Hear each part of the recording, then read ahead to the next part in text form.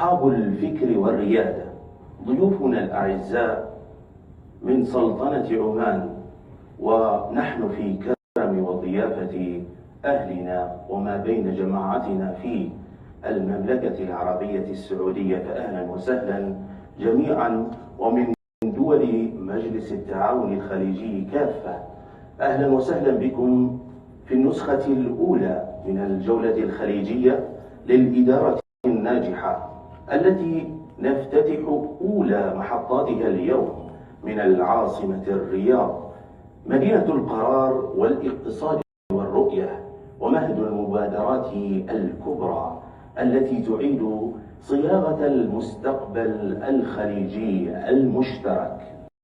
نلتقي اليوم في حدث قيادي نوعي يجمع النخبة من المفكرين والخبراء وصناع القرار في مساحة تتلاقح فيها الخبرات وتتقاطع فيها الرؤى الوطنية وتتشابك الأهداف نحو غاية واحدة، أن نرتقي بالإدارة الخليجية.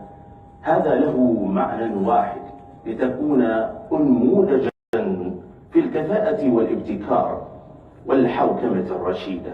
هذه اللي مشغول بيمشي الآن، خليني أختصرها له بشكل بسيط جدا. فلسفة قيادة الإنسان قائمة على أن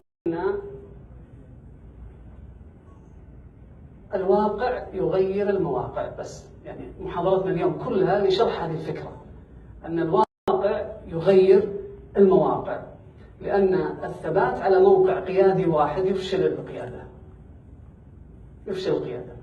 كيف يتحرك القائد؟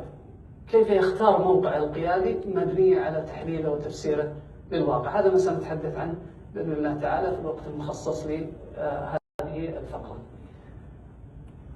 طيب، ودي أسأل بس سؤال بسيط، يعني ما هي مواصفات بيئة العمل الطاردة؟